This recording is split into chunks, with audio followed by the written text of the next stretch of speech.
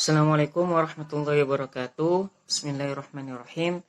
Saya Fatur Rahman. Saya dari kelompok 2 Hak Kekayaan Intelektual, kelas B semester 5. Di sini saya akan menjelaskan sedikit tentang sejarah definisi hak merek. Nah, berbicara tentang hak merek itu sendiri, Indonesia sudah cukup lama. Pada tahun 1912 Indonesia setelah Indonesia merdeka terbentuknya Undang-Undang Nomor 15 tahun 1960. Pada tahun 1961 terbentuknya hukum peraturan hak perniagaan atau hak perusahaan. Kemudian dilanjutkan pada Undang-Undang Nomor 19 tahun 1992 tentang merek. Dan kemudian pada tahun 1997 terbentuknya Undang-Undang Nomor 14 tentang hak merek. Nah, di mana pada tahun 1961 ini masih mengadopsi peraturan lama pada tahun 1912 yang didirikan oleh Belanda. Pada perkembangannya dalam forum internasional terdapat perubahan yang signifikan pada perdagangan, yaitu terbentuknya persetujuan World Trade Organization atau WTO pada tahun 1955, di mana dalam persetujuan itu terdapat persetujuan TRIPS, di mana Indonesia juga turut andil dalam persetujuan tersebut, sehingga para negara yang meratifikasi itu mendapatkan perubahan-perubahan, tidak terkecuali juga Indonesia. Kemudian pada tahun 2001 terbentuklah Undang-Undang Hak Merek Nomor 15 tahun 2001, di mana ini adalah sebagai awal Undang-Undang Hak Merek ditetapkan pada 2001. Cukup lama Indonesia menetapkan hukum hak merek dimulai dari tahun 1961. Nah, itu adalah sejarah singkat perkembangan hak merek di Indonesia. Kemudian saya akan menjelaskan tentang definisi merek dan juga hak merek.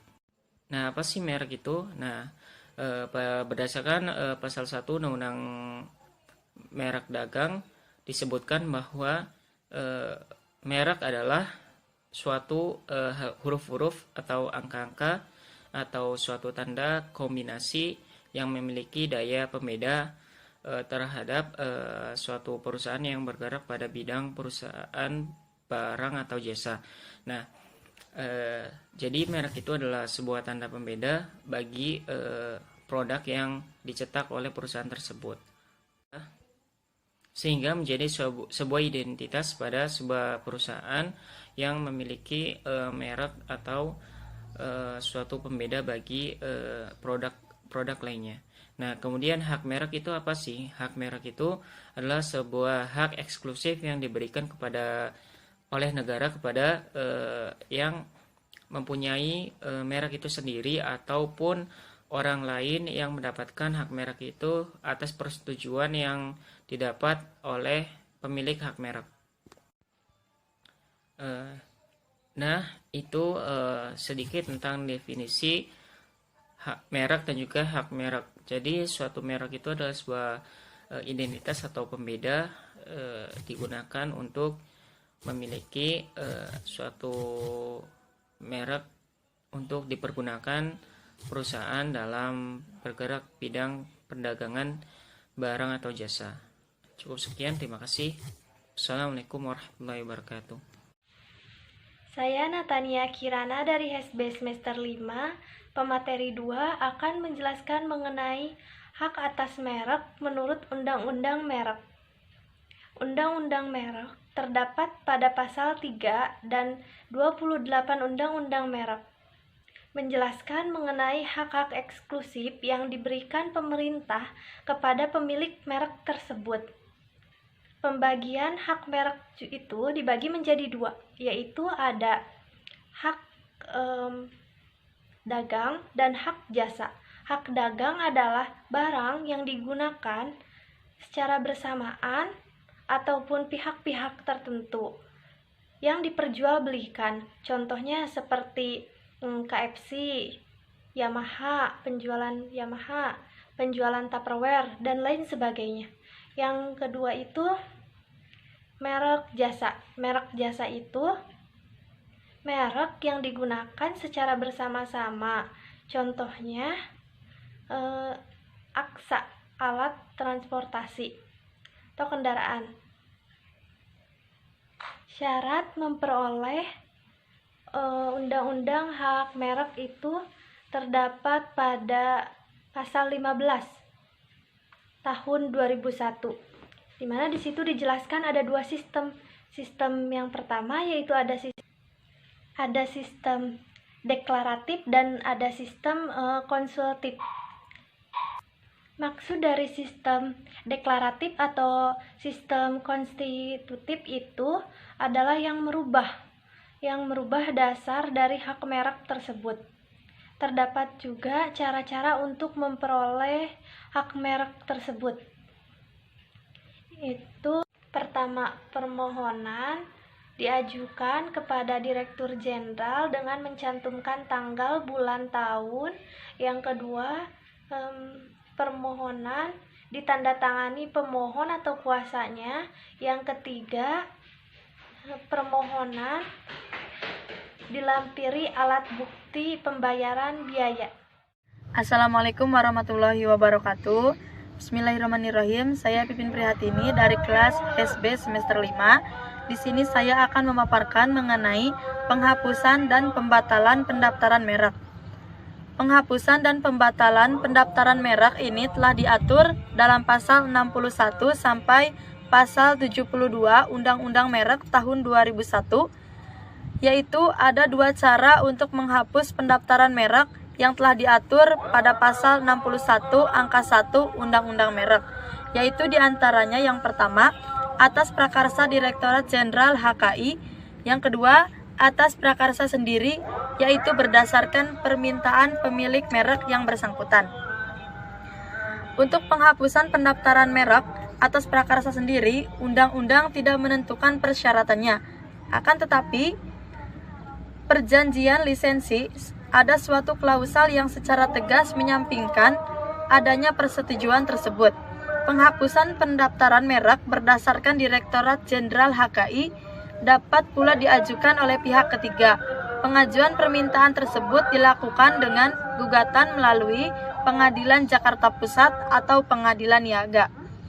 Pada pasal 61 ayat 2 Undang-Undang Merek menyatakan bahwa penghapusan hanya dapat dilakukan apabila yang pertama, tidak dipakai berturut-turut selama 3 tahun atau lebih dalam perdagangan barang atau jasa, terhitung sejak tanggal pendaftaran terakhir. Namun, dengan demikian, apabila ada alasan yang kuat mengapa merek itu tidak digunakan, Dirjen HKI dapat mempertimbangkan untuk tidak dilakukan penghapusan atas merek tersebut. Yang kedua, dipakai untuk jenis barang atau jasa yang tidak sesuai dengan jenis barang atau jasa, dimohonkan pendaftarannya atau tidak sesuai dengan merek yang didaftar. Selanjutnya mengenai pembatalan merek, pada pasal 68 ayat 1 Undang-Undang Merek menyebutkan alasan-alasan pengajuan pembatalan merek. Adapun alasan-alasan tersebut ditentukan dalam pasal 4, pasal 5, dan pasal 6 Undang-Undang Merek. Sekian pemaparan dari saya, mohon maaf atas segala kekurangannya. Wabillahi taufiq wal hidayah. Wassalamualaikum warahmatullahi wabarakatuh. Assalamualaikum warahmatullahi wabarakatuh. Saya Holila dari SB semester 5 dengan mata kuliah Hukum Kekayaan Intelektual kelompok 2 yang akan sedikit menjelaskan mengenai penyelesaian hukum, pelanggaran, dan sanksi hak merek. Pelanggaran yang kita ketahui berdasarkan Undang-Undang Merek, yang pertama, ketika kita menggunakan merek yang sama pada keseluruhan dengan merek yang terdaftar pada pihak lain untuk barang yang sama maupun jasa yang sejenis menurut pasal 90 Undang-Undang Merek Indonesia. Yang kedua, menggunakan merek yang mempunyai persamaan pada pokoknya dengan merek yang sudah terdaftar menurut pasal 91 Undang-Undang Merek Indonesia. Yang ketiga, memperdagangkan barang atau jasa yang sudah diketahui dan patut diketahui bahwa barang dan jasa tersebut hasil dari pelanggaran menurut pasal 94 ayat 1 Undang-Undang Merek Indonesia. Setelah itu, kita dapat melakukan gugatan ketika hak merek kita digunakan oleh orang lain. Yang pertama, kita dapat mengajukan gugatan ganti rugi. Yang kedua, penghentian semua perbuatan yang berkaitan dengan merek. Yang ketiga, penyelesaian dari hak merek tersebut menurut Undang-Undang Hak Merek tahun 2001. Yang pertama, kita dapat melakukan arbitrase. Yang kedua, konsultasi. Yang ketiga, negosiasi. Yang keempat, mediasi. Yang kelima, konsoliasi. Dan keenam, penilaian para ahli.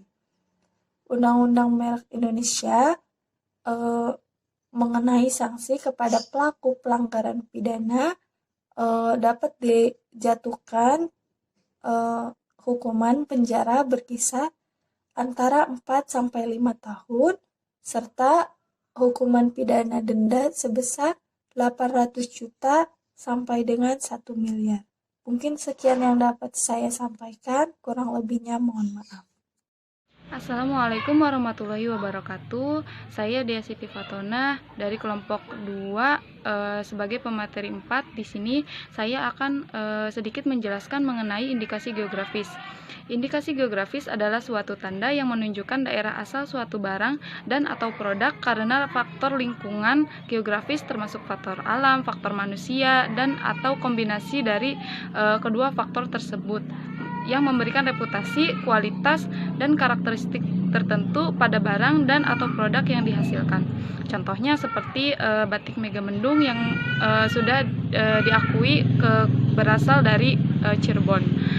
Kemudian hak atas indikasi geografis adalah hak eksklusif yang diberikan oleh negara kepada pemegang hak indikasi geografis yang terdaftar selama reputasi, kualitas, dan karakteristik yang menjadi dasar diberikannya perlindungan atas indikasi geografis tersebut masih ada. Kemudian manfaat dari indikasi geografis yang dapat diambil yaitu yang pertama, indikasi geografis dapat digunakan sebagai strategi pemasaran produk pada perdagangan dalam dan luar negeri. Yang kedua, memberikan nilai tambah terhadap produk dan meningkatkan kesejahteraan pembuatnya. Yang ketiga, meningkatkan reputasi produk indikasi geografis dalam perdagangan internasional. Yang keempat, persamaan perlakuan sebagai akibat promosi dari luar negeri. Yang kelima, perlindungan indikasi geografis sebagai salah satu alat untuk menghindari persaingan curang. Kemudian indikasi geografis diatur di dalam Undang-Undang Nomor 15 Tahun 2001 tentang merek pada pasal 56 ayat 1. Kemudian pemerintah juga mengeluarkan peraturan pemerintah atau PP nomor 51 tahun 2007 yang mengatur secara teknis tentang indikasi geografis.